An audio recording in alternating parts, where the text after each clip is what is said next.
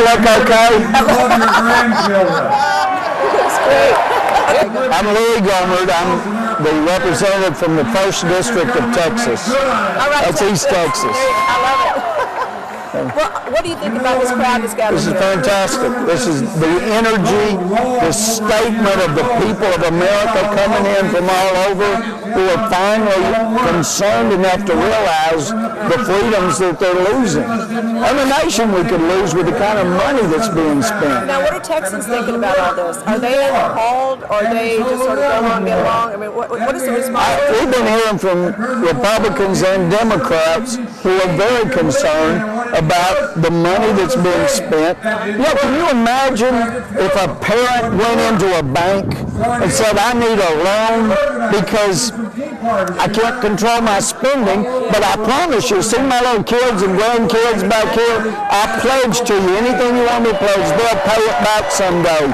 That parent would have the kids taken away, but that's what we're doing, and it's so irresponsible, and the debt we're putting on our kids is irresponsible.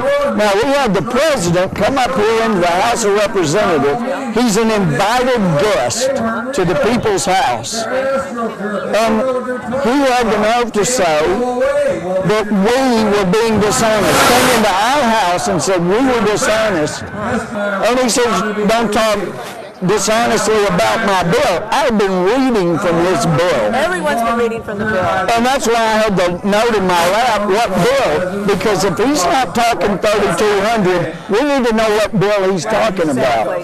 And then he did say, look, if you have any proposals, then my door is always open. Well, he said, we've got 30-something proposals. I have a bill.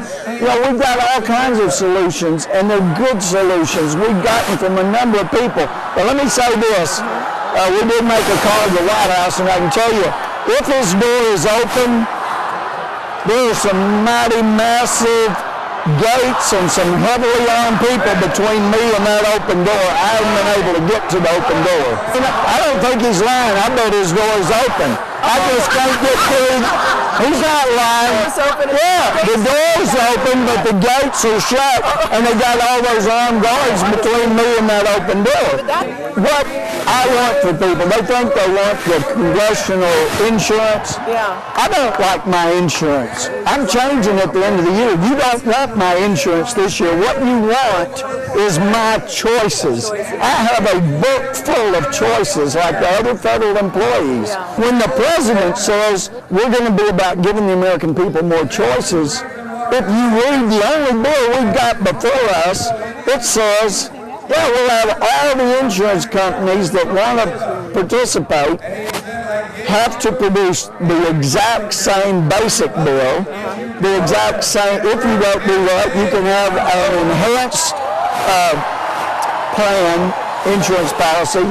You can have a premium policy, premium plus policy, but they all have to be exactly like we tell you. That's not choice. No, that's not choice. That's not choice at all. Exempt from this bill? Yes. Okay, why is it that Congress is exempt? If it's so wonderful, it's so great. Because we're being hypocritical as a Congress, not individually, but as a Congress. Take that exemption out and say that they will be. Can you put an amendment in there that Hey, we've got a bill John Fleming put up that says just that. Okay. But we're not going to let that come to the floor. Well, it's been filed. A bunch of us on it as co-sponsors. Things that the American people want to make sure that immigration isn't covered, that abortion isn't covered, that Congress has to abide by the same bill. There will be no database. What are some of the other? Yeah, it's a ton of issues. Oh, end of health, end of life counseling, all that out. Be very proactive in it. If they are so saying that we are lying by saying that that is not in there, then why won't they put it in? Specifically say that this is not part of the bill. And why not let the amendments pass that say what we say? Like, it's not enough to say illegal aliens will not get coverage. If you do not allow people to check the identification, make sure they're validly in the country, that's meaningless. We've debated this over and over, and that's why they don't want enforcement. And then I'm thinking, why wouldn't you allow the same kind of identification to get health care government benefits that the Democrats have started demanding before you can get into their town hall. Right, exactly. If you notice, they started saying, oh, you got to have a photo ID, you got to prove that you live in my district, otherwise you can't come into my town hall. A lot of hypocrisy going on. So what are the Republicans in Congress doing to sort of galvanize some kind of coalition that the rest of America can go to be behind you, to support you, to put whatever pressure on we need to? You got to pay attention, and I thank God people are paying attention finally. They're starting to watch. I've got people who never would have dreamed 5 years ago that they would ever pause more than a second on C-SPAN watching C-SPAN. Thank God these people are finally stepping up and saying, we don't deserve what we got. That can change America, and we get what we deserve. But there's been complacency, there's been apathy, and the people have finally stepped up. Because, conservatives are generally peace-loving, and, we don't want to rock anybody else's boat. Our boat is sinking. It's time to get it fortified and moving forward. The controversy with Joe Wilson. Yeah. Do you think that he should have apologized? Sure, seems to be a violation. I couldn't believe it was Joe. Joe is one of the sweetest guys in Congress. He is. And, he's a fellow Christian, just a really peace-loving guy, just warm-hearted. So I was shocked it was Joe, but it does give you some indication of how frustrating this is, because Joe's been part of the debate on the importance of requiring identification in order to enforce the provision that illegals can't participate in the health care insurance.